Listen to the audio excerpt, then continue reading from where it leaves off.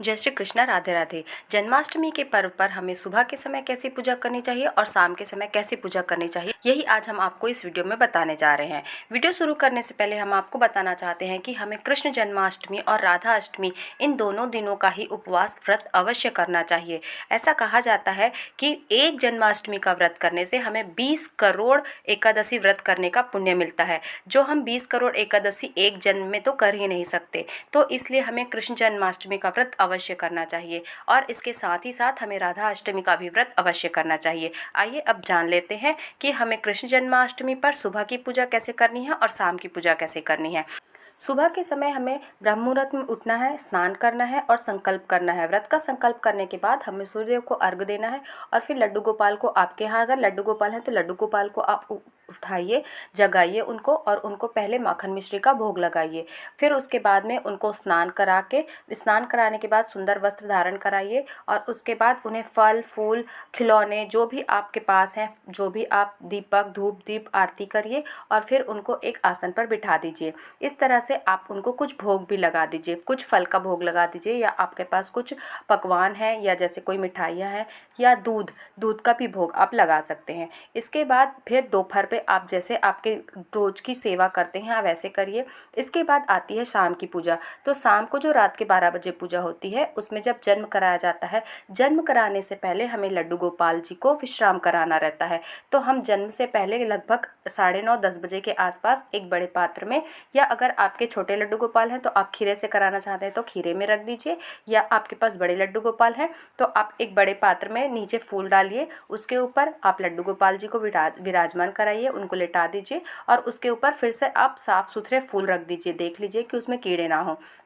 फूल से ढकने के बाद उसमें एक खीरा भी रख दीजिए। खीरा इसलिए रखा जाता है कि जो नाल का संदर्भ होता है, नाल के भाव से उसके हम खीरे से जन्म कराते हैं, इसलिए खीरा जन्म के समय रखना आवश्यक होता है। फिर आप अपना काम करते रहिए, लड्डू गोपाल को विश्राम करने दीजिए। इसके बाद जैसे ही रात्रि के 12 बजेंगे, रात्रि के 12 बजे आपको जैसे ही 12 बजेंगे आपको सबसे पहले खीरे को काटना है। खीरे को काटने का भाव होता है नाल काटने का भाव, और इसके बाद में फिर आप अपने जैसे ही नाल काटे खीरे को काटे, फिर उसके बाद आप लड्डू गोपाल को फूल से बाहर निकालिए और खूब ताली बजाइए, शंख बजाइए, घंटी बजाइए, क्योंकि आपके घर नंद के आनंद नंदलाल आए हैं, नंदलाल का जन्म हुआ है, इसलिए खूब आनंद मनाइए। इसके बाद अब आपको आपकी पूजा करनी है।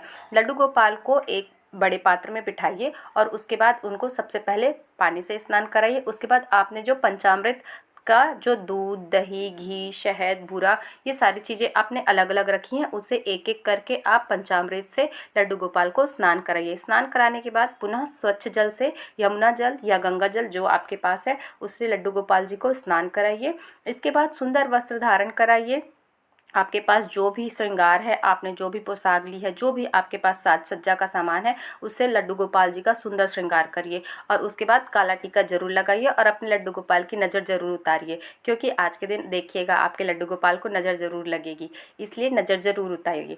इसके बाद आपने जो भी भोग बनाया है, 56 भोग या जो भी भोग आपने बनाया है, ये आप भगवान लड्डू गोपाल को अर्पित करिए। भोग में आपको कुछ चीज़ें जरूर अर्पित करनी है, जैसे कि आपको पंचामृत, धनिए का पंजीरी और साथ ही साथ आपको पान और खीर या मीठे का भोग अवश्य लगाना है।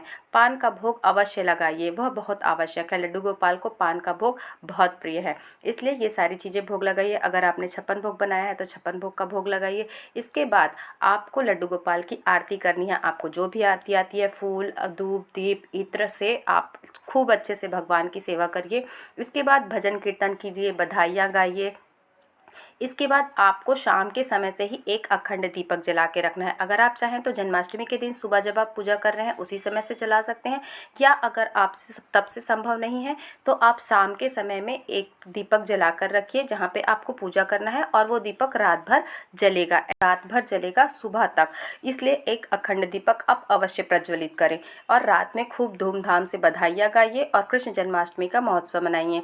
और फिर आपने जो पंचामृत से लड्डू गोपाल को स्नान कराया है उसी पंचामृत का आचमनी करके उसी को ग्रहण करके आपको अपना व्रत पूर्ण करना है। बहुत लोग यहीं पे अपने व्रत का विश्राम कर देते हैं और और जो भी भोग छप्पन भोग में लगाया है उसे पाके अपना व्रत पूर्ण करते हैं। और बहुत लोग पंचामृत का सेवन करके केवल फलाहारी जो फल भोग लगा है उसे ही ग्रहण करते हैं और दूसरे दिन सुबह को व्रत का विश्राम करते हैं। तो आप जैसा करते हैं, आपने जैसा किया है वैसा आप कर सकते हैं। आशा करते हैं यह जानकारी आपके लिए उपयोगी होगी। अगर आपको यह वीडियो अच्छी लगी है तो वीडियो को लाइक कर दीजिए और अगर चैनल पर नए हैं तो हमारे चैनल कमल नैन को सब्सक्राइब कर दीजिए। जय श्री कृष्ण, राधे राधे।